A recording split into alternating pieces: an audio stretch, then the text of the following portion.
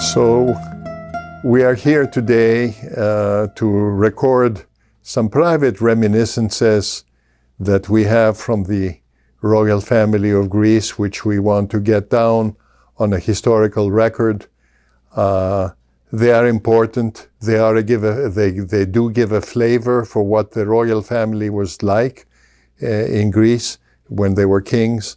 And so I'm here today with my first cousin, Eleni Papanikolaou, who is the daughter of Dr. Andonis Papanikolaou, who is the official doctor of the court, the Royal Court of Greece, since 1946. And I have given an introduction of myself before, but I am the son of the privy purse to 3 kings of Greece, my father Sophocles. I am his oldest son, and as such, both Eleni and I have had an intimate bird's eye view of what it was living in Greece and what the royal family did. 3 kings, in fact. We are eyewitnesses to 2 kings, to King Paul and to King Constantine, but we also have a lot of reminiscences that we heard from our fathers regarding King George II of Greece, who was king from 1935 till 1947 when he passed away. So Eleni, you can, if you like, show a picture of both our fathers in the royal palace in Athens. It was a group photograph, as I remember, right next to the king and to the queen, and you can see our 2 fathers, and maybe you can point them out to the camera. This is Uncle Sophocles. This is my father here, King Paul and Queen Frederica at the staircase of the Athens Palace. Yes, and we all remember when they used to take photographs of that. We remember it, you and I, because we would be standing somewhere in the circumference while they got the officials of the royal court together on the grand staircase there. And maybe, Eleni, you can share with the camera also a picture of the original appointment of your father as doctor of the court in, I think it was in November 1946, yes. You have that? This is the first appointment. Yes. From King George II. And my father had the extreme honor of serving 3 kings, King George, King Paul, and King Constantine. In fact, isn't it true that King George II of Greece died of a massive heart attack in the arms of your father? Yes, it is indeed. On April 1st, 1947. It was a Tuesday, April 1st, 1947, and the phone rang at home, and they called my mother from the palace to looking for my father. They were looking for the doctor desperately. So my mother stood for a second thinking, is this a farce? Because it's the 1st of April, it's April Fool. Or I should not take any risk and call immediately. So she called immediately at the hospital Evangelismos, where my father was working at the time.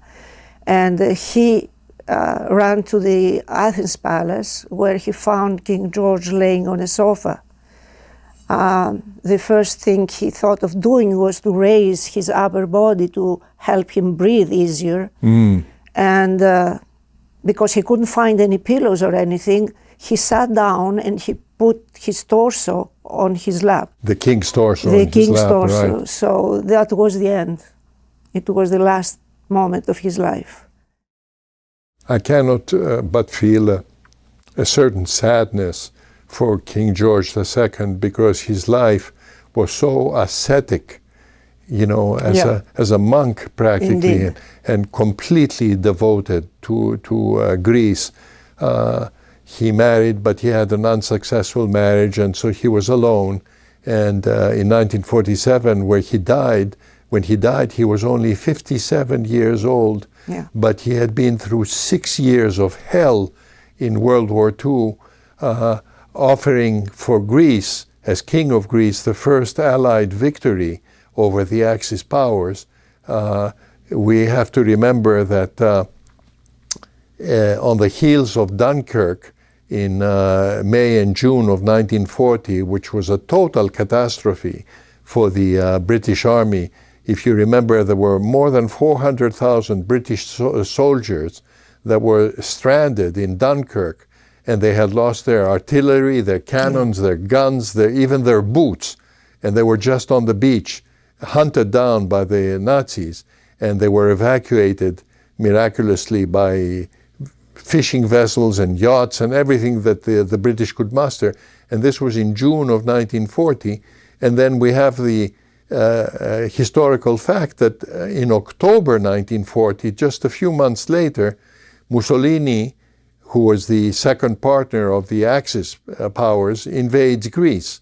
And Greece offers the first Allied victory of the war and breaks the myth of the invincibility of the Axis powers. Greece did it. Yeah. Greece, not the British, not the Americans or anybody else.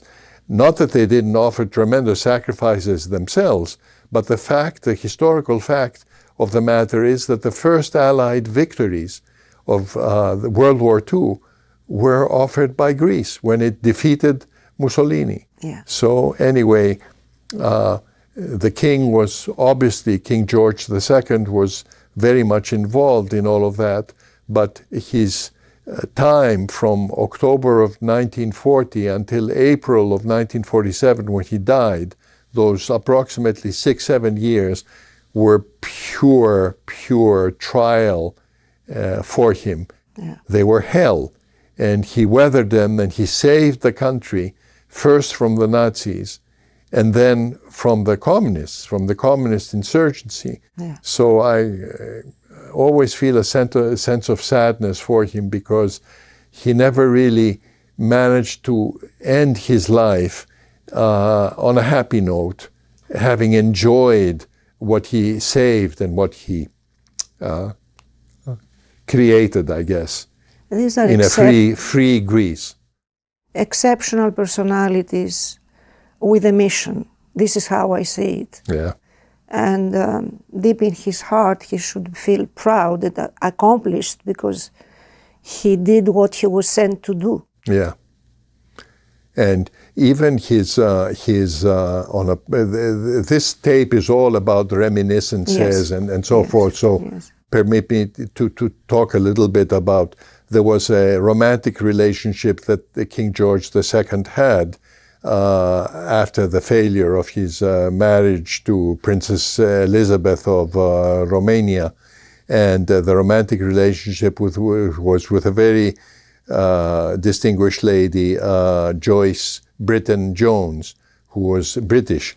And so while he was in London during the 3.5-year occupation of Greece by the Nazis, who, after Mussolini, as you remember, Hitler attacked Greece, and he defeated the Greek army. So the king had taken refuge in London. And so he had, King George had a romantic relationship with this lady.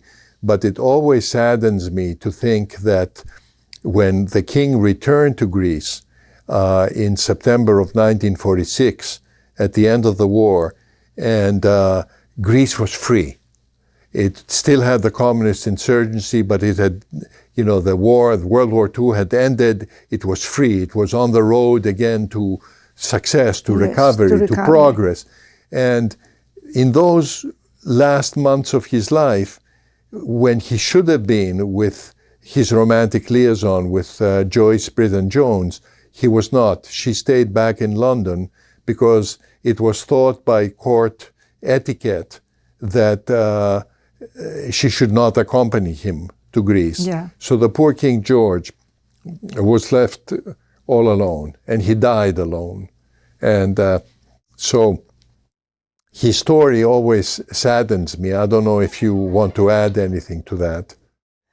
I don't have anything to add to King George's era. Right. and reign Right. because I wasn't born then Yes. yet. You and I were both We're born in same 1949. Year, same year. We're only 2 months apart. Right. I'm older. Right. You remember that? Yes. And the first memories I have Right. are a story coming from my father when Right. he started serving King Paul, Right. who in, if I'm not mistaken, 1946, he got typhoid fever. Typhoid fever. He was very ill. Right. And my parents were newlyweds at that time.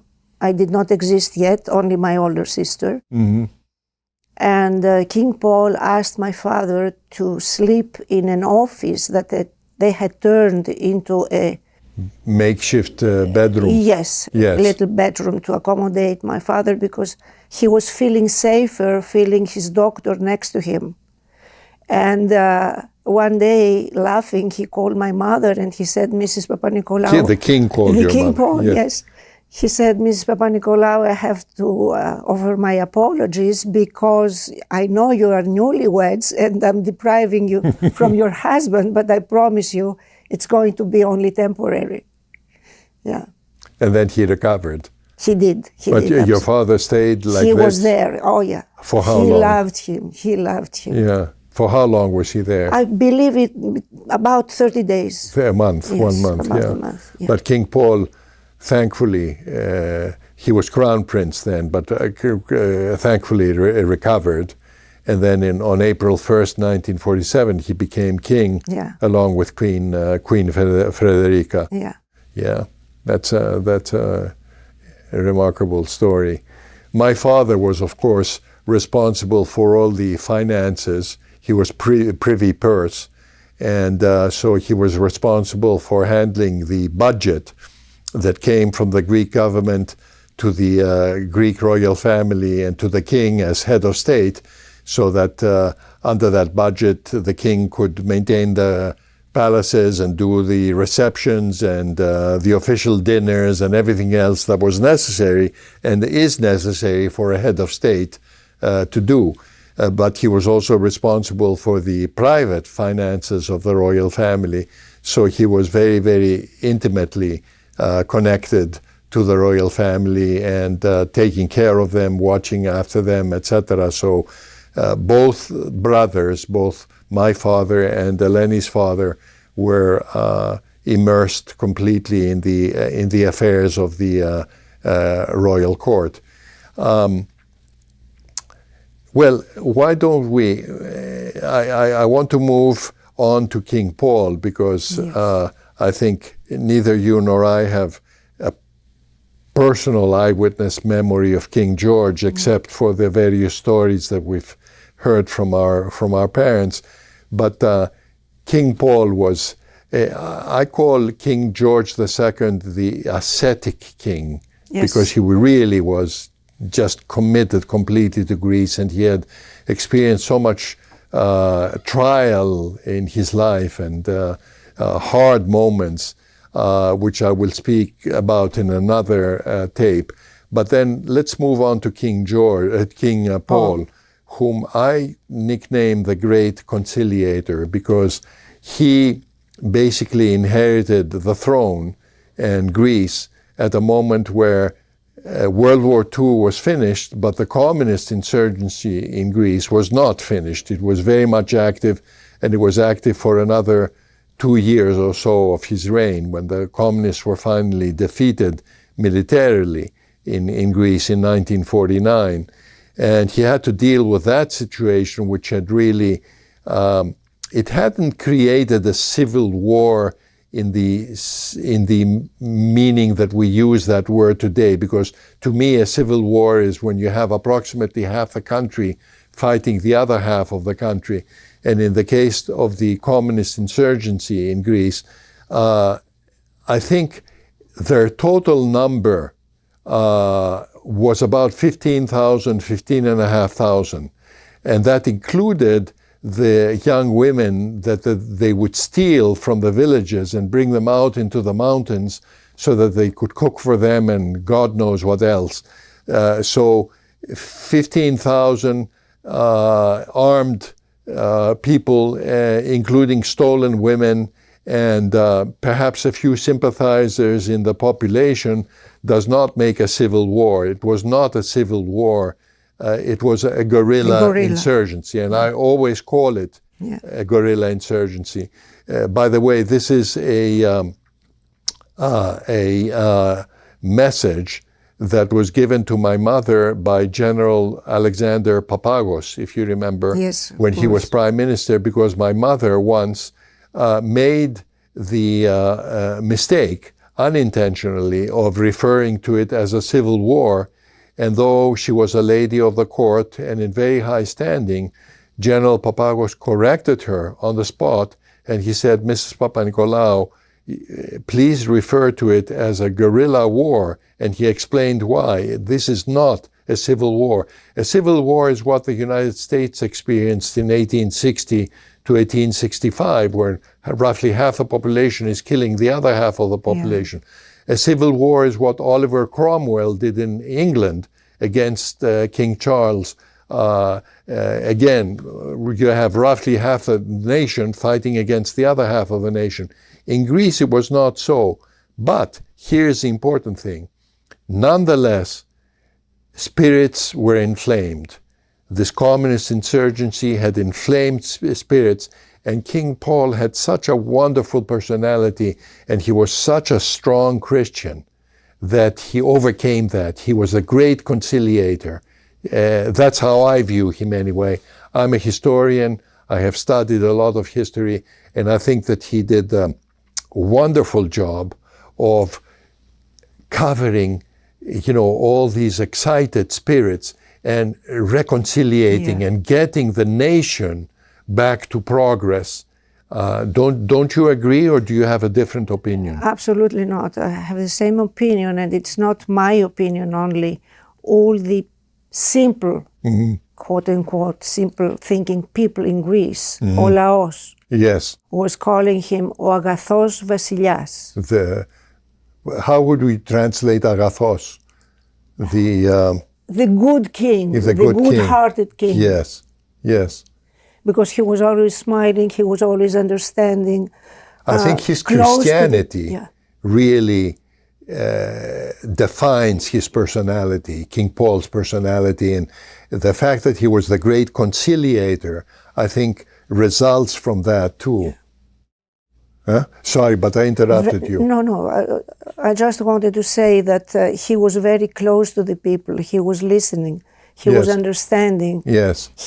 The people did never feel him as a king who is in a distance from the people, the population. The same way they felt for Queen Frederica during the war and after the war. Yes. Because she was protecting the children in so many different ways. But my father was telling me that, 2 or 3 times a year there would be a reception at the Royal Palace in Athens where they would invite the leaders of various political parties. And it was a gesture by the king to the entire political world, from the left to the right. Yeah. Again, an effort to conciliate. And my father was telling me that at one of these receptions, he joined the king, King Paul, who was with 2 leaders of the leftist communist party. And my father joined them in the conversation, probably to stand in with the king. And during that conversation, one of those 2 insulted the king directly to his face. And you know what the king did? What? He reached over with his hand and he patted him on the shoulder, the communist, and he said, "My brother, you don't really mean what you say." And he smiled, that big smile of his. This proves exactly what I said before. Yeah. That's why I'm telling the story, because it was so indicative of his personality. He would not take offense. And as Christians, actually, we are taught not to take offense.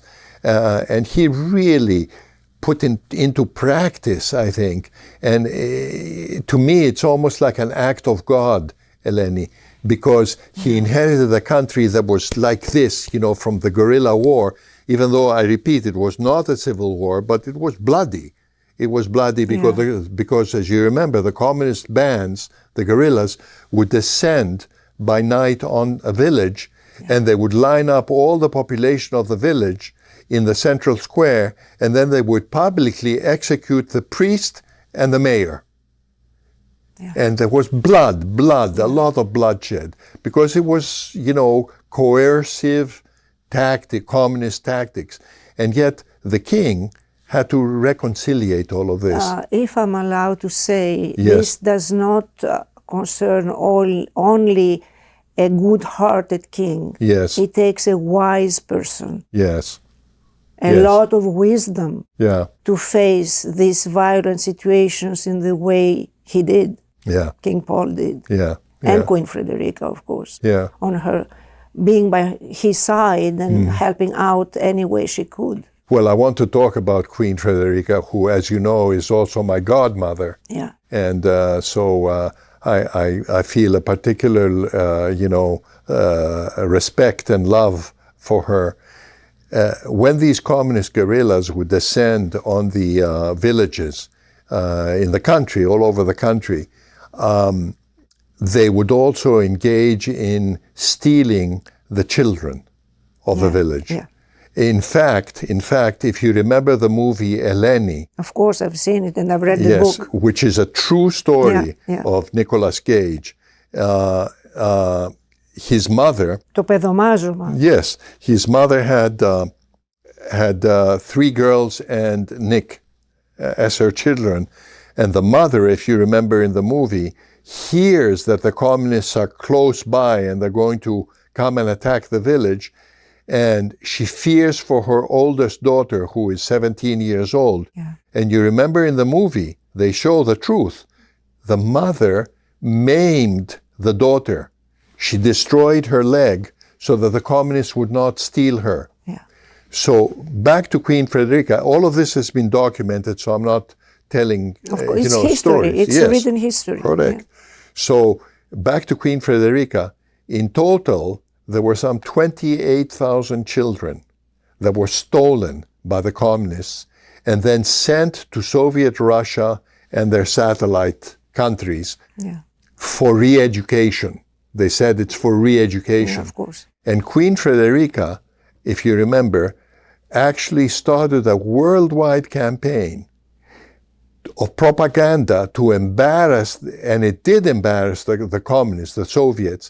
And in the end, the children, they had to return the children to Greece. And in consideration of that, the United Nations awarded her, to Queen Frederica, the René Sand Award for her humanitarian work. She saved 28,000 children like that and brought them back to Greece. And I remember when I was growing up in Greece, meeting some of these children, because they would come to our house, because my mother was responsible for running one of the children's cities, Pedopolis, it was called in Greek, in Kavala, that the Queen had set up to accommodate these children, because some of them were returning as orphans. The communists had killed their parents and then stolen the children and brought them to Soviet Russia. And now they were returned to Greece, but they had no parents, no schooling, nothing. And so the Queen established, Queen Frederica, these children's cities, Pedopolis, where they had housing, they had the schools, and they were eventually turned into successful career people. And I remember that some of them would come by our house in Greece, and just to pay a courtesy visit to my mother and to say thank you. And I remember one of them would say, I'm a lawyer. Another one would say, I'm an architect now, Mrs. Papanikolaou, and I was saved by the Queen. I'm an eyewitness to that. I saw it. That reminds me also, it just came into my mind, she also created the Σύλλογος Κορασίδων. The Queen did, The yes. Queen. Yes. And they were teaching them how to do embroidery, how to cook, how to become good housewives and good mothers to their children. Yes, absolutely true. Yeah. And she created one more thing. Because the Greek custom, as you know, was when a woman gets married, she has to have a dowry that the husband, her Yes. new husband, takes. She created the, I'll say it in Greek, viβλio aporon korasidon. So the poor girls of Greece were given a dowry by their Majesty's fund and by the Greek government, so they could get married with a dowry, even though they had no money. And she created that too. yeah. Isn't it amazing? Absolutely. And you know, nowadays, I dare say that people don't pay enough respect to what Queen Frederica did, but she did some amazing humanitarian work. And I remember another incident, Eleni, when my mother was accompanying the Queen on a visit to some of the border villages up in the north, and that were close to the communist countries, to Bulgaria, etc. And they were in a jeep with a junior officer of the army that was escorting them up to this village somewhere. And as they were about to do the final approach, where they had to go up, pass a plain and then go up a hill, another jeep came running down from the village, and inside there was a colonel of the Greek army, and he said, "Stop, stop, stop." He didn't know who it was, and then he saw it was the Queen, and he said, "Your Majesty, you cannot pass to go up there because we have open minefields here." Yes. And you know what the Queen did? Yeah. She said to my mother, "Lilika, your children are younger than mine, so you cannot come. You stay here. I will go." And she went up this footpath that led to the village, because they couldn't even open the road. They couldn't use the road. They were driving on a footpath because it was minefields. Actually, a lot of these stories and pictures Right. we have in your mother's book, Queen Frederica. Do you want to point it up to the camera, maybe? Absolutely. So this, Eleni, if you can hold up this book that my mother has written as a tribute, really, to Queen Frederica and the amazing work that she did. I must mention here that another thing that she did is that she carried on a private correspondence with General Marshall and his wife when General Marshall was Secretary of State in the American administration. And you all remember that Marshall was the Army Chief of Staff for the United States during World War II, and then he also served as Secretary of Defense and later as Secretary of State. When he was Secretary of State, Queen Frederica, who was very smart and very charming, had a relationship with him and his wife, a very cordial relationship, where she helped them to understand what the communist guerrillas were doing in Greece. And so the result was that she had a very close cooperation because of that with the American government and the Truman administration. Truman had woken up to the danger of the Soviet expansion after World War II in Europe, and so he understood Queen Frederica completely. And this book, in its end, you remember, Ellen, it contains a whole lot of correspondence between Queen Frederica and General Marshall and his wife, which actually the Queen brought to my mother, this correspondence. When she heard that my mother was writing a book on her, she came to my mother's house in London, my parents' house, one day, and she had a little case, and she had all this correspondence in it with General Marshall and his wife, which she gave to my mother, and she said, "Lilika, you choose which of these letters you want to use in your book." And so we have a debt to her, because this is an important part of the history. And actually, I know, because I have been in touch with them, that the Marshall Museum, which is in Virginia, there is a Marshall Museum, because Marshall was really quite a personality. they were very interested to know that this correspondence existed and so forth. But if I may, I want to jump back a little bit to King George for a second, and because there are some things that we did not discuss. And so maybe you can show, actually, Eleni, from the book, a couple of pictures of King George II with the Greek army and then the Greek navy. This is the one with the Greek army in the mountains. Yes. You're going to take it close. It's okay? And this one here,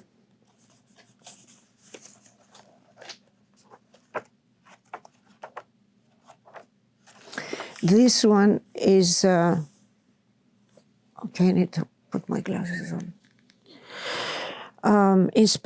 King George II inspects the Greek Naval Guard of Honor of the Center Path in Whitehall. Right. And the one to my right is King George II and King George VI with Mr. Churchill. Yes. Now, I want to clarify. King George II was the King of Greece. King George VI was King of England, and he was the father of Queen Elizabeth, correct. And so that picture is a historical document because eventually when the Nazis conquered Greece in the spring of 1941, the Greek government and the king took refuge in London. The Greek navy sailed away from Greece, and it then served the Allied cause, and also a brigade of the Greek army managed to escape the country, and then they fought with General Montgomery in El Alamein in Africa and so forth. But the day that the King George II of Greece arrived in London, they were brought in by a ship which took 3 months to sail from Cape Town in South Africa, zigzagging all over the Atlantic to avoid the U-boats.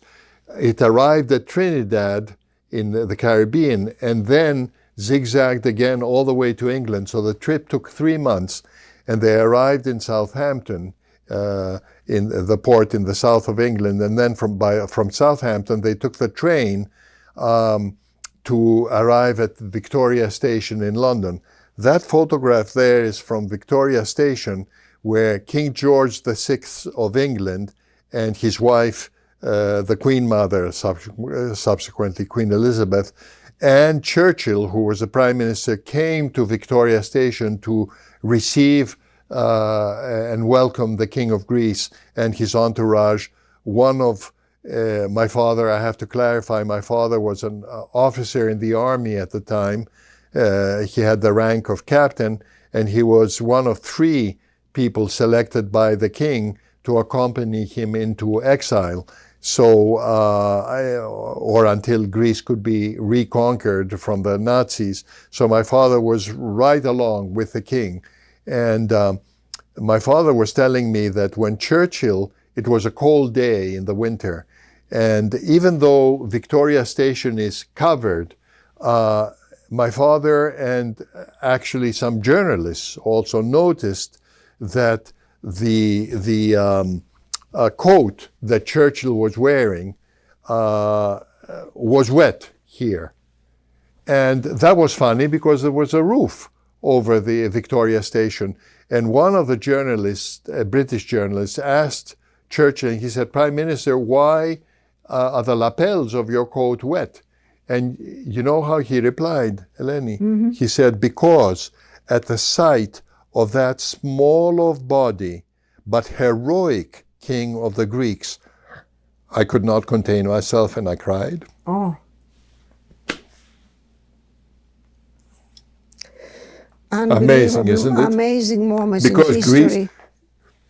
Greece, I get this and I get touched. Greece had offered the first Allied victory, and Churchill was a very emotional man, but he also had a lot of other abilities, as we know. But these were his words, and I remember them still. because at the sight of this small of body but heroic king of the Greeks, He could not retain his tears.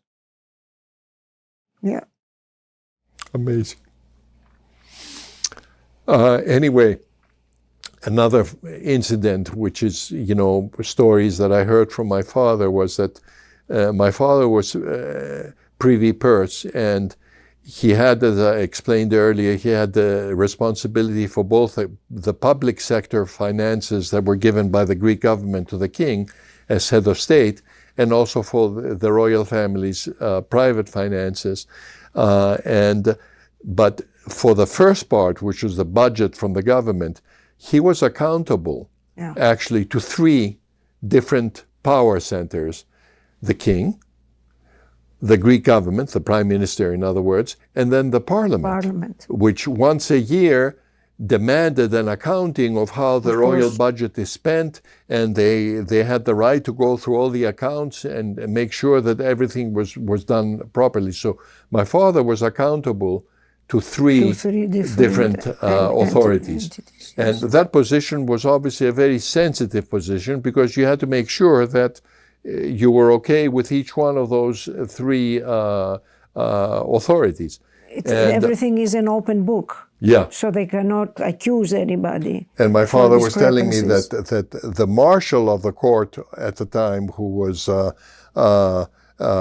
Mr. Levidis, was the marshal of the court. He was, of course, accountable only to the king because he was the head of the court nominally. The privy purse, which was my father, was responsible, as I say, to 3 power centers. So he could not be controlled by just one. He had to account to all 3. And apparently Mr. Levidis had tried on several occasions to insert himself into the royal finances and into the government budget for the king, etc., to my father's discomfort and eventually objection.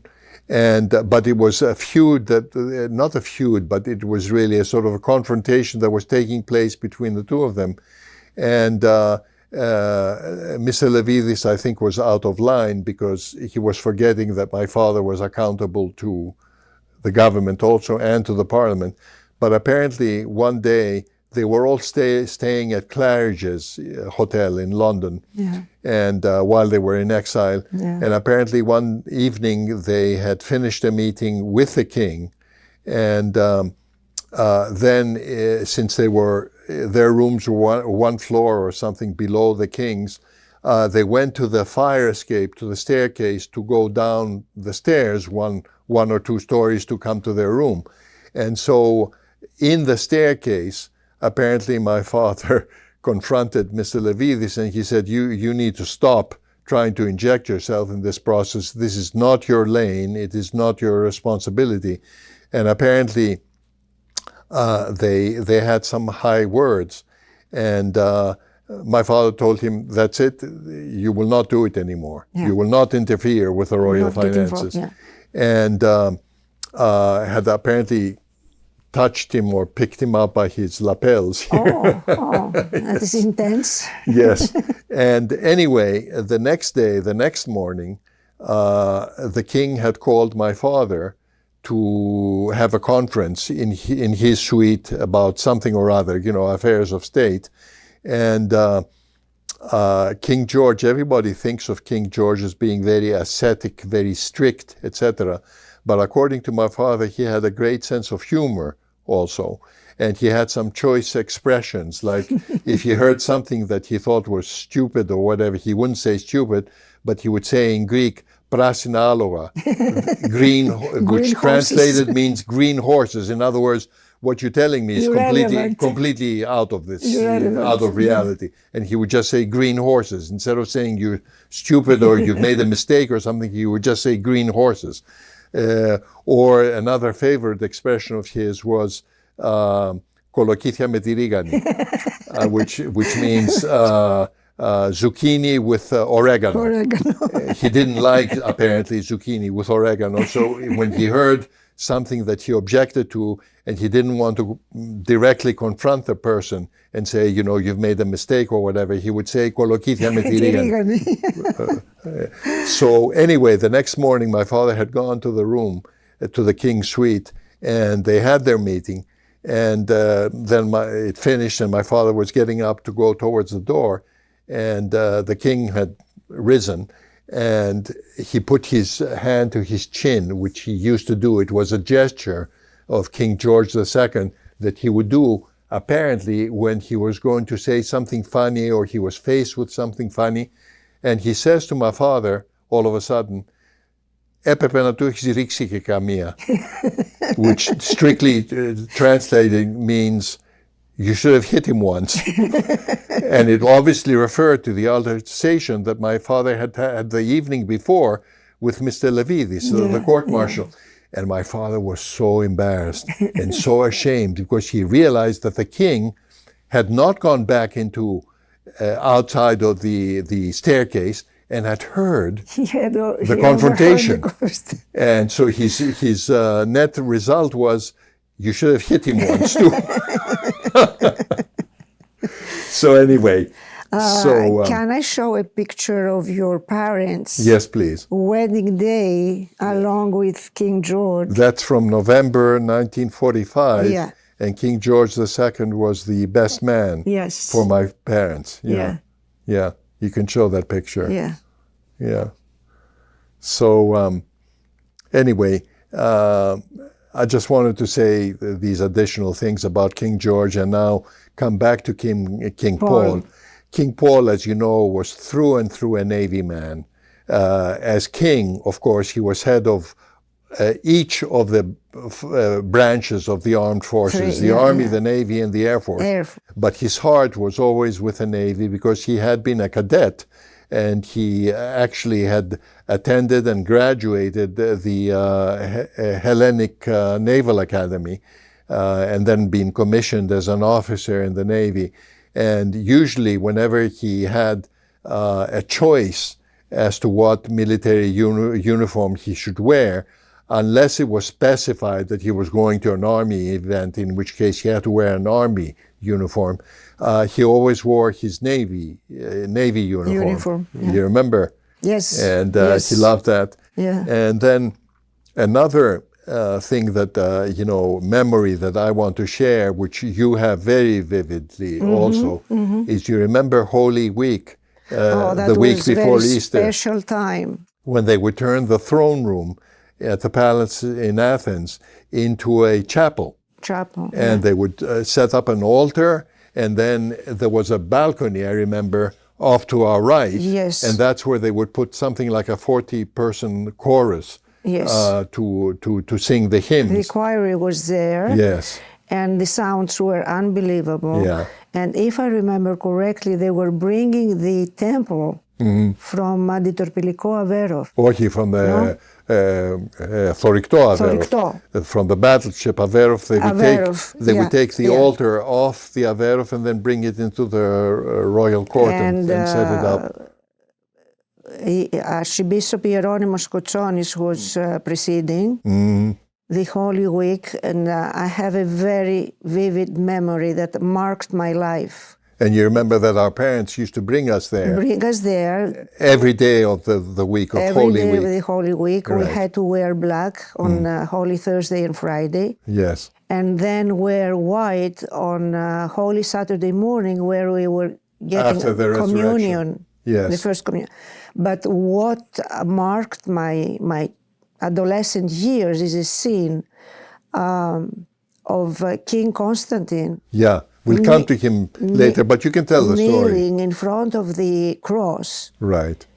Kneeling. Kneeling in front of the cross. And you remember on Good Thursday and Good Friday, the king would come dressed in the grand uniform of an admiral usually. Yes. And so here he was the king with all his decorations, everything, kneeling in front of Jesus. On his side, Queen Anne-Marie, being pregnant at that time, to actually twice, first with the Princess Alexia and then to Crown Prince Paul. Right, Pavlos. And she would kneel next to him, and I remember him giving supporting her with his hand to get up because she was pregnant. Right. And I remember this marked my life.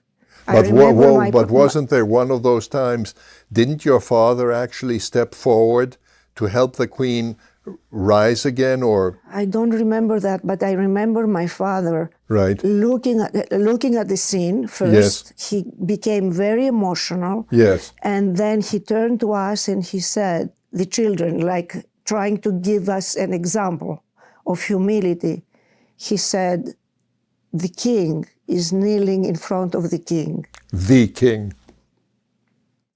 This I cannot forget. Yeah. It was a lesson for us to be humble and to respect. Yeah. It's amazing. Yeah.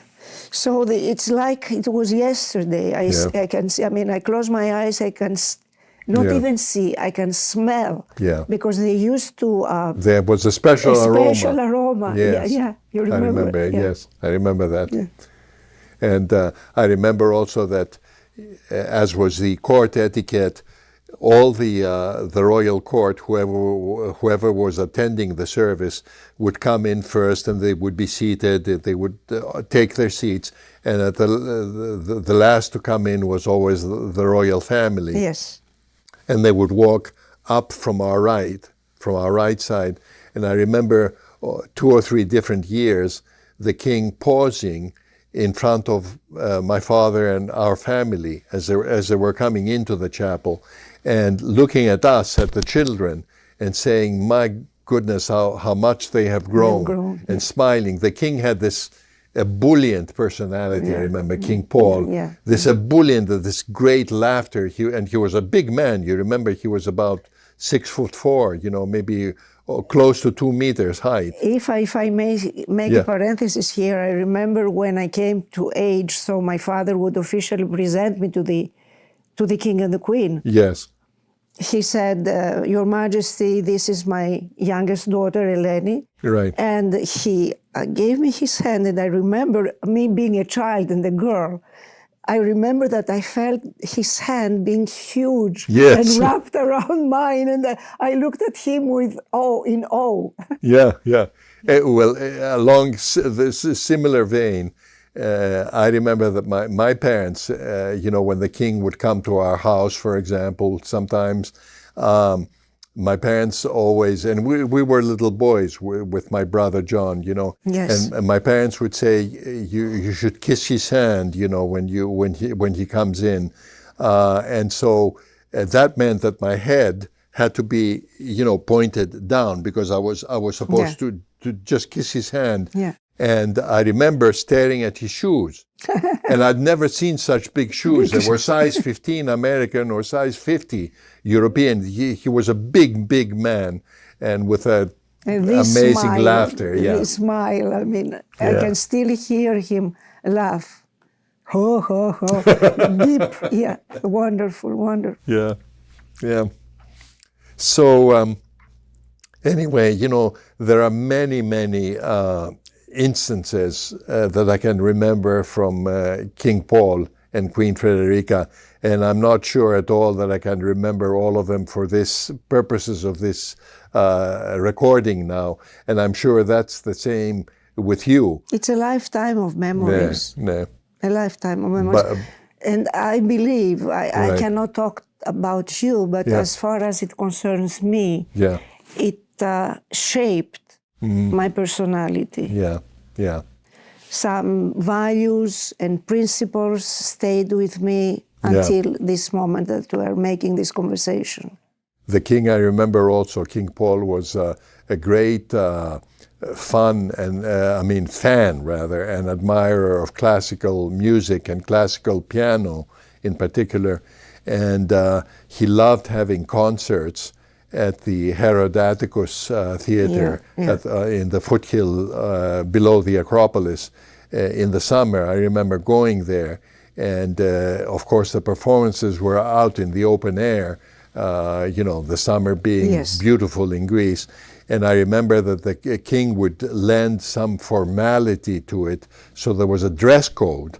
And because it was summer in Greece, I remember the dress code was the summer, Greek summer version of the black tie. So he would not wear a black tie with a closed collar, etc. But the etiquette was that he would wear a short-sleeved shirt, white shirt, which was a piqué shirt, you know, piqué with an open collar, and then he would still wear a cummerbund from the black tie, and the black tie trousers with the, you know, the satin stripe along the side. Yes. And that was the dress code for these outdoor concerts that he would give, in the summer at the that he would attend. I mean, I shouldn't say he would give, but that he would organize and attend at the Herod Atticus Theater. So I remember that too. And I also remember that all the cars of the royal court were, of course, driven by a policeman, but he was not in uniform. He was just in a gray... Civil, a light gray sort of uniform, but not the uniform of a policeman. And I remember that each car had was issued 3 plates, number plates. One number plate was a normal Greek number plate, which was blue. It had a blue horizontal band on top, and then white for the lower part with a number of the number plate. And that was the regular every day. And then there was a white number plate that was like this, that it had no numbers on it, but it just had a crown. The crown, yes. You remember? Yes. With a light blue crown.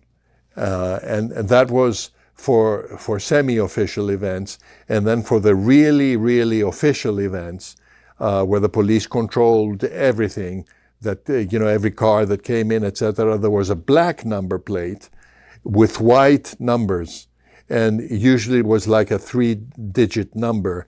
And that was issued only to the palace cars. And, you know, that car could go anywhere. Yeah, it was allowed to pass anywhere. through. Yeah, I remember that too. And I remember that the king, King Paul, he loved to drive fast. I don't know if you ever... And convertibles. Ne, bravo. And he had a Thunderbird, a 1963 Thunderbird convertible, and 62 or 63, and unfortunately, you know, he died in 64, so he didn't get to enjoy it that much. But he had a convertible Thunderbird, which he would drive fast. And I'll say this for purposes of the recording, but you know it, that in Greece, a gesture that you can make, which is not very rude, but it's a little rude, is if somebody, you know, crosses you or does something stupid with his car, etc., is to go like this with your hand. And that's called mujoma, right? Of course. And strictly what it means is, may your 5 senses be nulled. And the king was known, when he would drive from Tatoi to his private residence, to Athens, he would drive very fast. And if a driver got in his way and did something stupid, etc., he actually would do that. 5 fingers. So he was very, very much, he also had a common touch, because certainly a lot of Greeks would do that. Oh, yes. I'm not sure they do it now anymore. No, they do. Oh, they do? Me, they do. They do. Unfortunately, but they do. So I remember that too. And the cars of the you know, the police cars that were accompanying him, they couldn't catch up with him because he drove so fast. He just loved driving fast, I remember. And so I don't know if you have anything else. King Constantine did the same. Yes, I know. And he liked to live incognito. So they were trying, you know, the security was trying to catch after him, to catch him up, you know, because he was speeding so much. Yes. And he was making their life difficult. But when he got married, if you noticed, King Constantine, everything changed. He would drive a convertible Rolls Royce, but not fast, And I remember he wore a fedora hat to stop the wind from interfering He with him. became wise. But he became wise, and he slowed down, and he did everything, you know. You know, at this point, I think it's a good moment to show to the camera Right. a picture of the invitation Right. of the wedding Of the wedding of King Constantine. and Yes. Queen Anne-Marie. You still have saved it. Yeah, they're part of my life. Bravo. I Yeah. honor them. Yeah. This is the invitation to my parents. Yeah. Yeah. To attend the wedding, attend the wedding, yeah. of King Constantine, Queen And Anne-Marie. this is a beautiful, beautiful picture that I keep dear in my heart. Is Queen Anne-Marie holding the Queen Anne-Marie, yeah. crown prince, Pavlos. a baby. Yeah. Yeah. It's a beautiful, I mean, Yeah. there are no words to describe Yeah, and her he expression. was born in Prince Pavlos was born in May of 1967. Yes, right before the 1 month after the military the dictatorship. coup.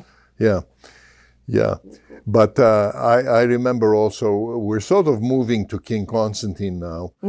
But you know, the first thing that is that comes to my mind is that he was only 24 when he became king, and he was very, I think, unjustly treated by the political world, you know, the leaders of the political parties, because they all fell on him, and, you know, the task was, it required a lot of wisdom and some sound advice, etc. And, you know, when you contrast, for example, how the British politicians circled Queen Elizabeth, the young Queen Elizabeth, when she became queen in 1952 or whenever Yes, it was. yes. And they protected her, you know, from Churchill to Eden to Attlee.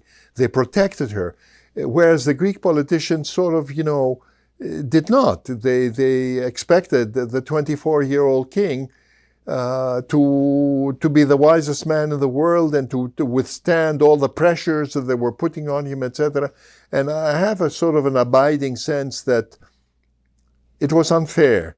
And not only that, Nico, King Constantine Right. took over Right. during very, very Tumultuous times.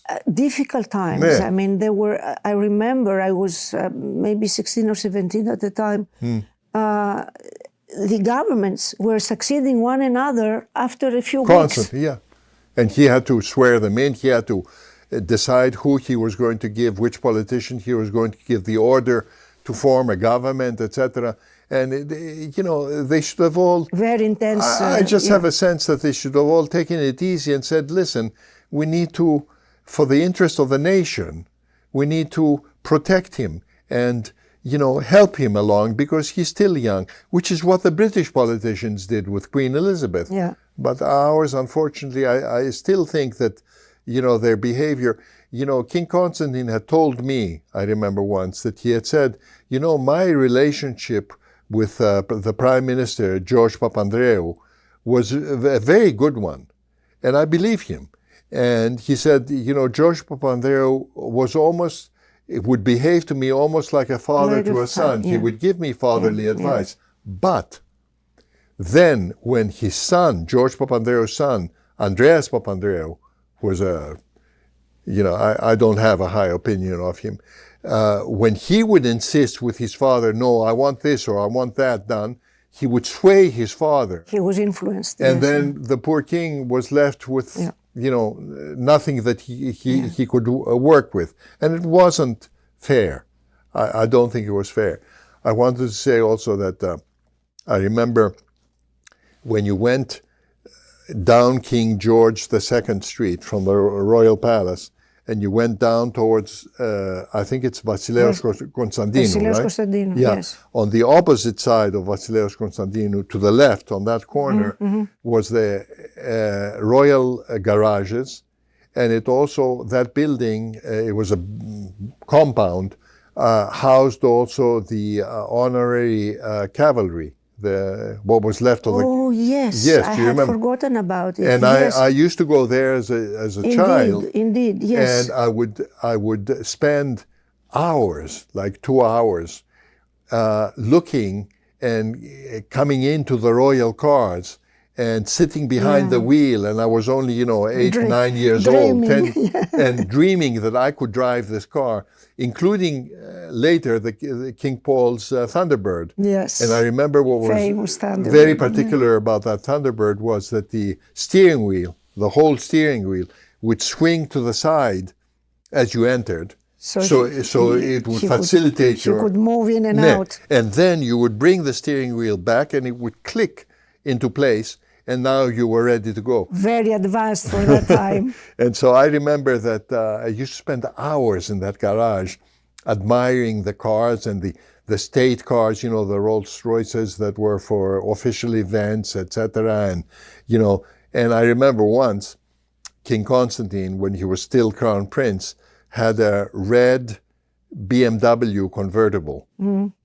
And I guess one day he lost control and it crashed. Oh, I don't remember that. Oh yes, and I saw the car afterwards, after it had crashed, and it was pretty much destroyed.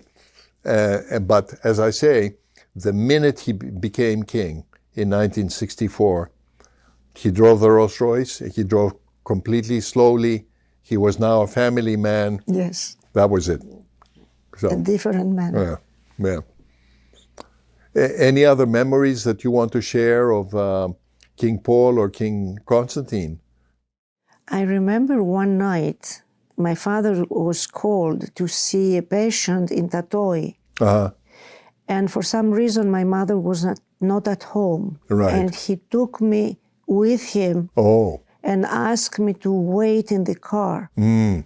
So we drove to Tatoi, and while I was waiting with the driver, of course, in the car, I would listen I don't know how to say that in English, tsakalia. Oh, jackals. Yeah. Jackals. Yes. Yeah.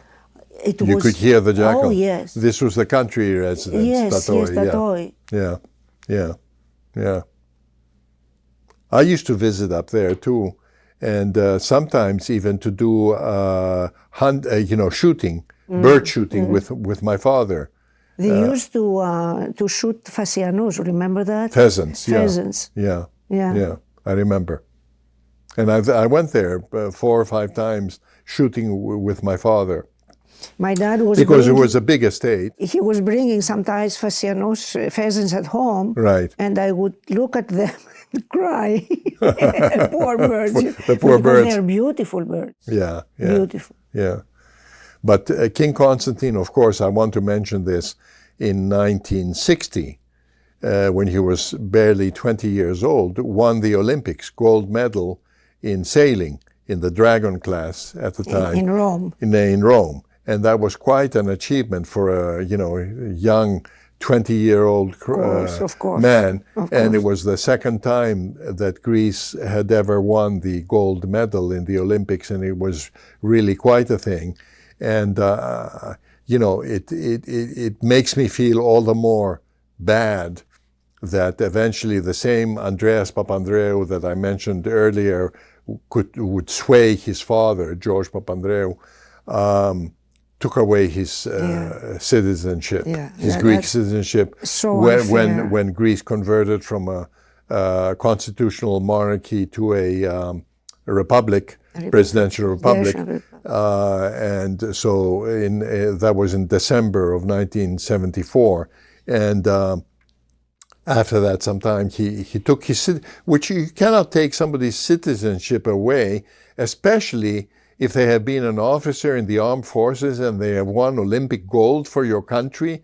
How can you? Nico, it's not only that. It is that he was never allowed to come into the country and do his own campaign. Yeah.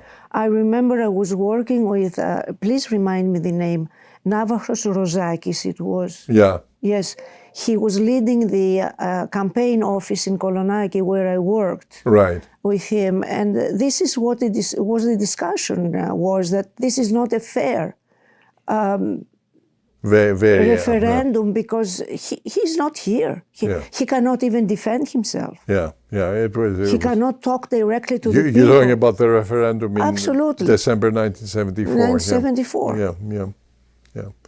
Anyway, he was very unfairly treated, and he did not deserve it. And we've sort of moved to King Constantine now, but I cannot help but think that for people like my father and your father who had served the crown so faithfully and for so long, it must have been a bitter disappointment. Nico, I remember my father crying. And now in the course of the conversation, memories come in the mind.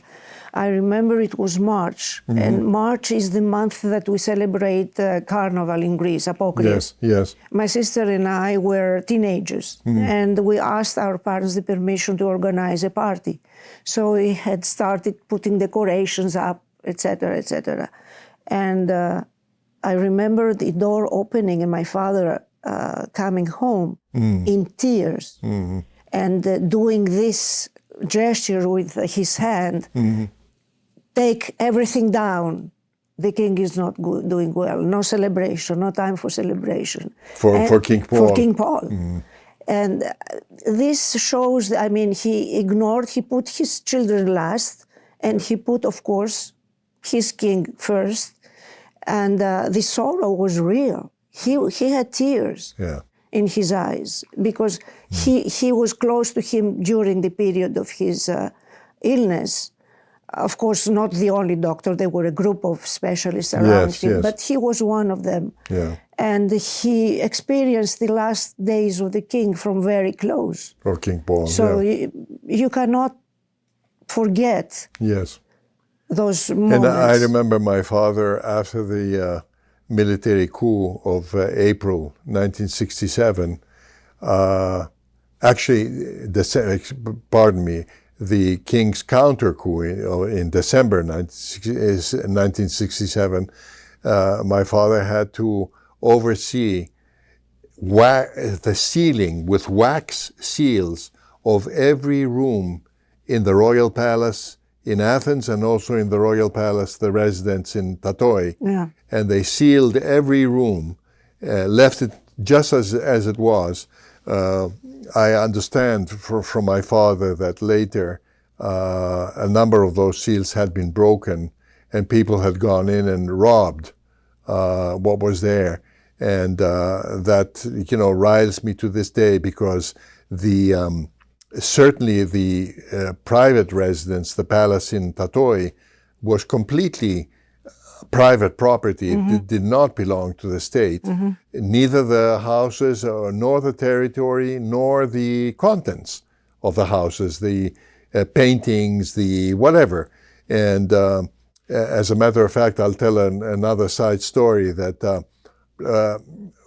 my father had told me, because I was always interested in affairs of state, etc. And my father would talk to me about things that were developments that were taking place.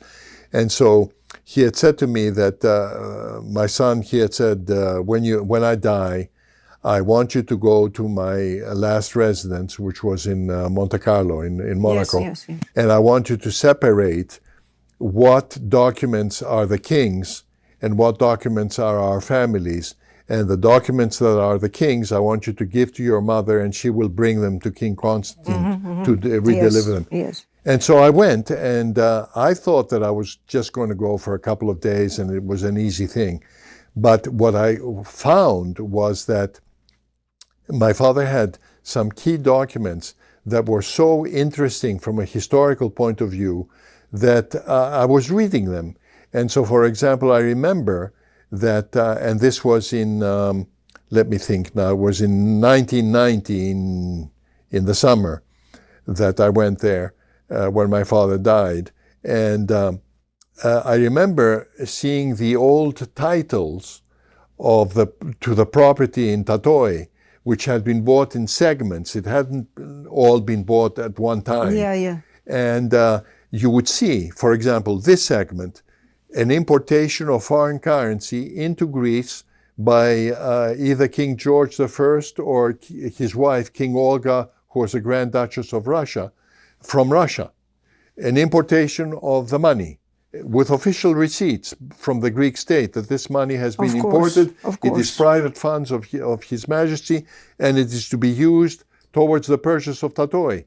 And you would see the papers. Of course. And so you could see how the property had been pieced together, all from private funds in Tatoi, all. And also Corfu, at the palace, the summer palace of Mon Repos, if you remember. Kerkilä. Yeah. And so this was completely private funds. I saw the documents with my eyes, so I'm an eyewitness to it. And yet the Greek government subsequently, in a fit of, I don't know what you can call it, they said, no, this is public property and we're confiscating it. And King Constantine, as you know, had to take them all the way to the European Court of Human Rights. Legal battles. Years. Yeah. And he won. He won. And they didn't give him, I don't think, the right value. They gave him a fraction of the value, but he won. It was a point of good order.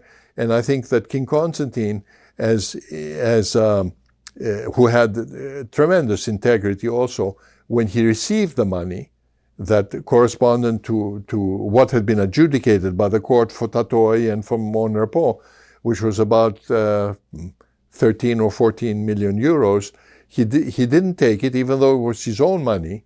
He was entitled to it. He didn't take it, but he put it into the foundation of Queen Anna Maria to do public benefit things in Greece. And he didn't touch a penny of it. Yeah. And so anyway, that was not right either. It does not sit well with me, what happened. What hurts me to the day that we are 76 years old, both of us, is that during the course of my life, the only memories I have is of the royal family, king after king, because we're touching the history of 3 kings. The only thing they did was good to the country. And what hurts me and kills me is that there is no recognition. Yeah. Because the politicians have monopolized. It's sad. Have monopolized the messaging, and with the result that the true facts, the true history, is not being said. And perhaps, some of what we're doing today, restores or could restore the balance a bit. That the facts are different. And the young generation. If you take a microphone and you go out in the streets and you ask a young girl or guy, 17, 18, 20, 23, who was King Paul? Who was King Constantine? Forget King George. They have no idea. Because they don't even teach it at school anymore. And yet there are avenues. Avoiding. Yeah. There are avenues, though, topic. Or streets which are named after them, and they're still named after them. Vasilis Sofias. Yes, but Vasileus Konstantinou. They don't know about the history, the recent history. Yeah. It's unfortunate. It is. And it's unfair. I know that, for example, here in the United States, except for maybe the last 2 or 3 years with Antifa, etc., but the United States respects its history, respects what was done, and they teach it. But in Greece, in some cases, not in some cases, in the schools, the public schools, etc., they've forgotten about it. And it's not right. I went, once I remember, I went to visit the royal graves in Tatoi. Yeah. Where, as you know, all the kings, the modern kings of buried, Greece, 6 kings are buried, and a lot of princes and princesses and queens, etc.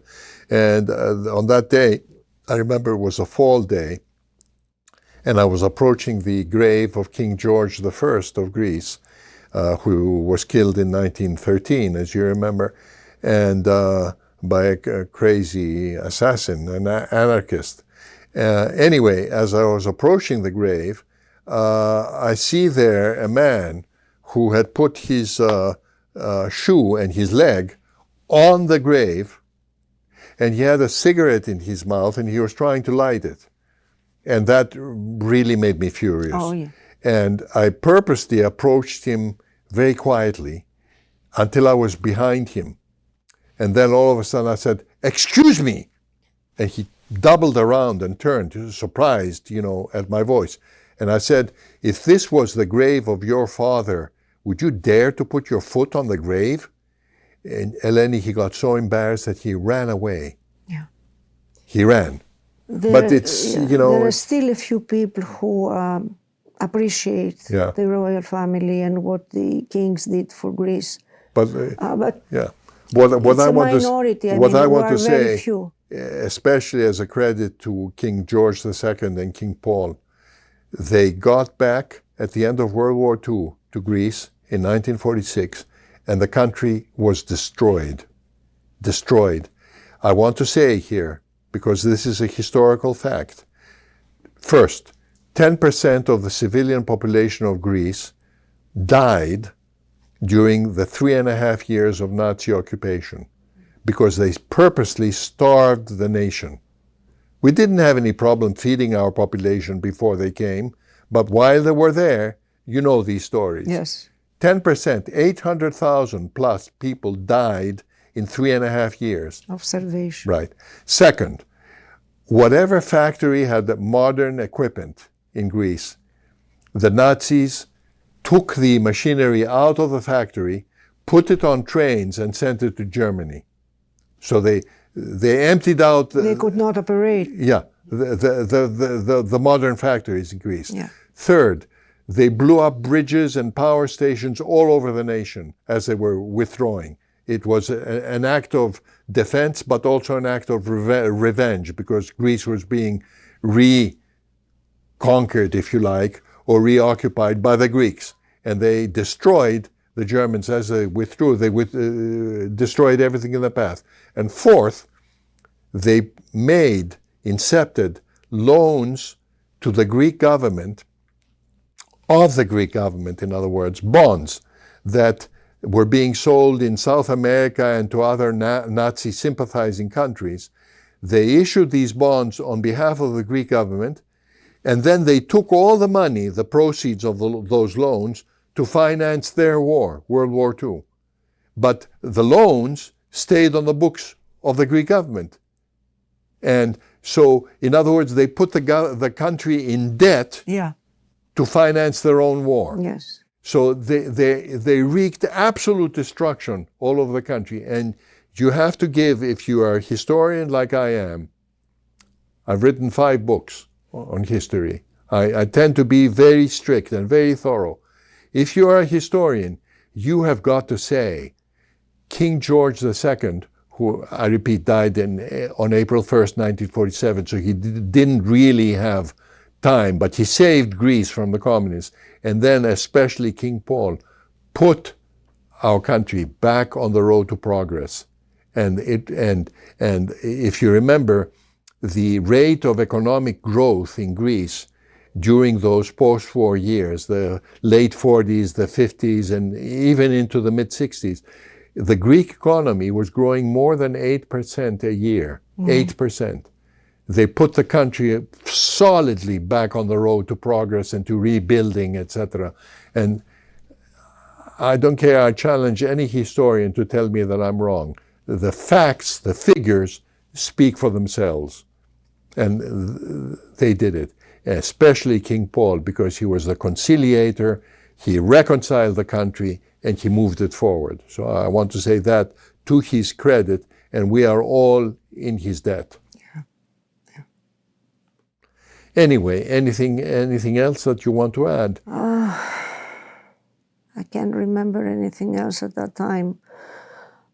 The only thing I can say is that my heart is always with the family, and I pray for them. I want to say also in closing that the son of King Constantine, Prince Pavlos, who is now, of course, 57, 58 years old, what a beautiful example he has set, by living in Greece, always being approachable, always being decent, polite, respectful of everybody, all Greeks, of whatever political hue. I have heard, I don't live in Greece anymore, I live in the United States, and I'm recording this in the United States, this session. But from what I've heard from so many, friends that I still have there in Greece and other people, they love seeing him. They love. I'm sure they do. Yeah. I'm sure they do. Yeah. On my side, what I would like to say is that I've been away from Greece this is the 47th year since I left Greece. And of course, I'm proud of my heritage. Of course, whenever I ask, I say I'm Greek, although I feel Greek American. But maybe I'm wrong. The way I feel it in my heart, I don't want to go back to Greece because it's not my Greece the way I knew it. Yeah. As a child, as a teenager. I can understand. It's not, I mean, my heart. One more thing I want to add, by the way, during the more tense periods of the communist guerrilla insurgency in the late 1940s,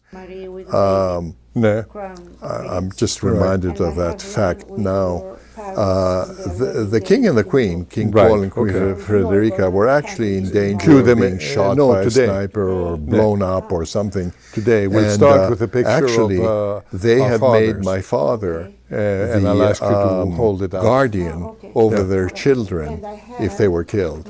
Did you know? Had I ever mentioned that to Yes, you? yes, yes. My father had mentioned it to me. Yeah. I don't know if the paper, well, all the papers probably don't exist anymore or were burnt or something, but he actually served as guardian for the three children then. So of we'll which just keep it one was going. King Constantine, of course, and then there was the Queen of Spain now, Queen Sofia, and Princess Irene. So anyway, I am proud of the service that both your father and my father offered to Greece and offered to the royal family. And I'm just anxious to record some of these recollections as we have today, because they might be of interest to somebody in the future. To the new generation. Yeah, or subsequent generations. Well, thank you, Eleni, and I think that we'll end this session, and thank you to our listeners. Thank you. Thank you, Nico. That was wonderful.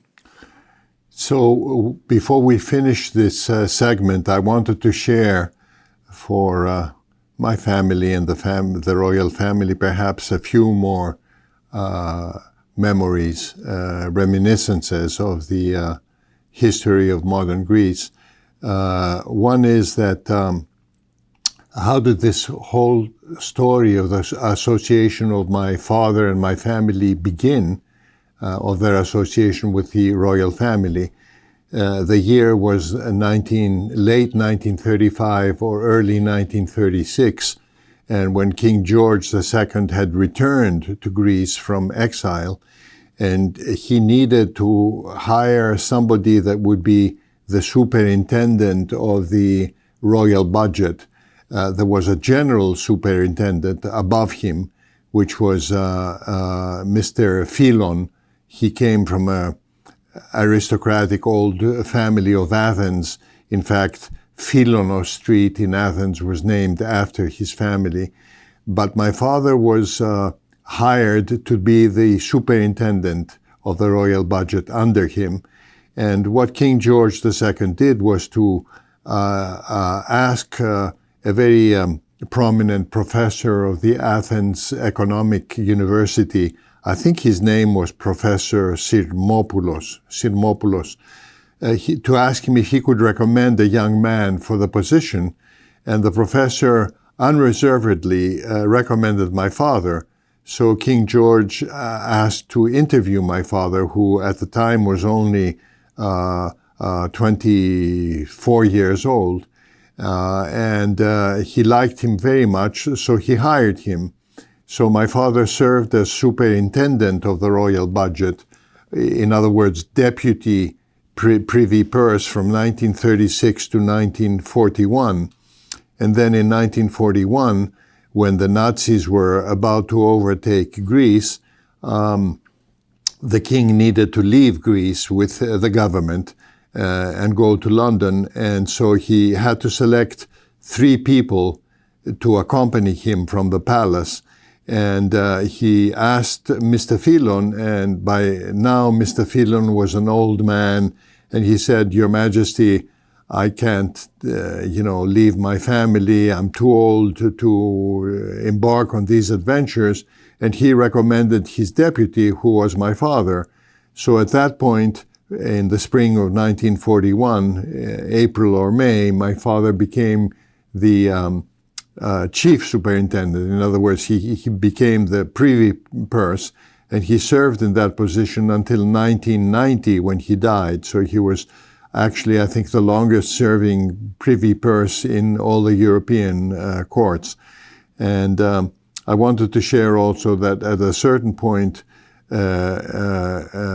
King George II knew my grandfather, my mother's father, who was a ship owner, and he had met him originally during the Balkan Wars of 1912 and 1913, when my grandfather was a captain on a ship belonging to Mr. Kyriakidis, who was a ship owner from Andros.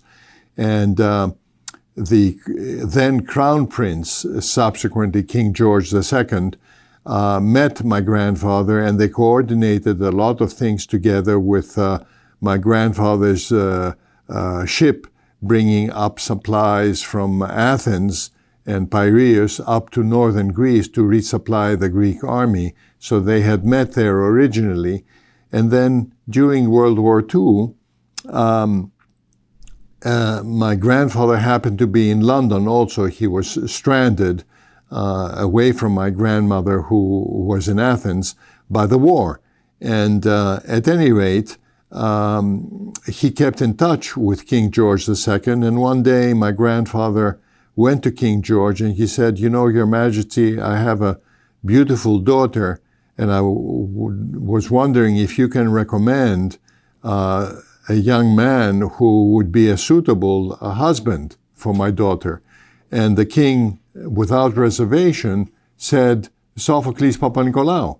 So a meeting was arranged, and my grandfather met my father, and he liked him very much. And anyway, the rest is history. They got married in 1945 in London. King George II was the best man, and that's how my father's family was started. Another thing incident that I wanted to share was, because you'll see that it's kind of interesting, was that in 1958 or 59 or 60, somewhere around there, the Greek, the king would always do a reception on the Independence Day of particular countries that had political significance for Greece. So they would have a big reception in the Royal Palace in Athens on the 4th of July in honor of America, or on the 14th of July in honor of France, or in honor of Britain, etc. And somebody from the Greek Foreign Ministry had the brilliant idea that whether we liked it or not, Turkey was an important country to Greece, even though we don't exactly have friendly relations.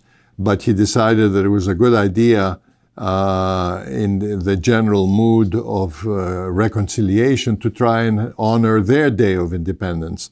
So the king and the queen invited the Turkish ambassador to Athens and some Turkish businessmen, etc., to the royal palace to have a reception in their honor. And my parents were telling me that the reception was held in the throne room of the palace, and as they entered, they realized that it was like a condition of battle. My father had said. He said that the Greek cabinet with the prime minister and the ministers and the ambassadors and everybody was on one side of the room, and a much smaller group was on the other side of the room, which was the Turkish ambassador and a few Turkish businessmen that were in Athens and some staff from the Turkish embassy. And neither side was talking to the other side. Our relations were very tense because of Cyprus. So my parents entered, and as they were taking in this, the lay of the land, what was happening, the ADC to the king arrived, and he wanted to speak in particular to my mother, not to my father. And he said, Mrs. Papanikolaou, and I make a little parenthesis here, Queen Frederica knew that my mother was very intelligent, very charming. She was a beautiful lady, actually, and that she was very adept at starting conversations. So the ADC came up to my mother and he said, Mrs. Papanikolaou, this is a special request from the Queen. You've got to do something to start a conversation between the Greek government and the Turkish ambassador, because otherwise the whole event will be a flop. And my mother protested, and she said, well, our Minister of Foreign Affairs is here, our ambassador to Ankara is here. They can start the conversation. I don't have any place to start the conversation. And the ADC, the aide-de-camp of the king, insisted, and he said, it's His Majesty's request and Her Majesty's request. You've got to do something to start a conversation between the two sides. So my mother went right into the middle of the room between the two sides and exactly across from the Turkish ambassador, and she said something to him in English to start the conversation. And he looked at my mother and he just went, like, I don't speak English. Meantime, a complete silence had come over the room and all the eyes were on them. So my mother thought, well, okay, he doesn't speak English. I'll say something in French to him. He's a diplomat. He must know French. So she said something to French to him. And for a second time, he goes, like, I don't speak French. So my mother thought quickly, and she thought, well, you know, he's ambassador to Greece. Perhaps he was raised in Istanbul, in Constantinople. Perhaps he speaks Greek. So she says something to him in Greek. And for a third time, he went. So my mother was frustrated. Everybody was staring at her. So she thought quickly, well, apparently he only speaks Turkish. So what words do I know in Turkish? So she said to him in front of everybody, well, she said, İmam bayıldı and asiktir. Well, İmam bayıldı is a certain Turkish dish that they cook in Greece also. And asiktir means go fly a kite, because it was the only other expression she knew in Turkish. So she says to the ambassador, İmam bayıldı and asiktir. And he starts laughing.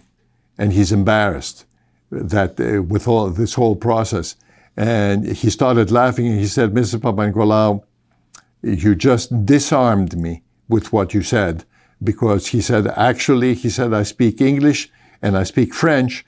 And I also speak some Greek. But he said, we have such people in our Ministry of Foreign Affairs in Ankara that this morning they sent us a message and they said that coming to this reception at the Royal Palace today, we were only to speak Turkish. And I disagree with it, but I had to follow instructions. But he said, when you said those words in Turkish to me, you embarrassed me.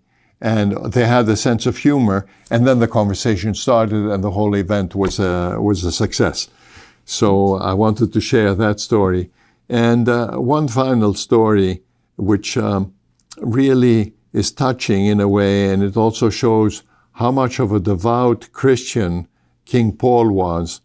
As he lay on his deathbed in 1964, he died of cancer of the intestines or something like that. He was lapsing into consciousness and out of consciousness, but he was holding the hand of the Queen Frederica, whom he called Freddie endearingly. And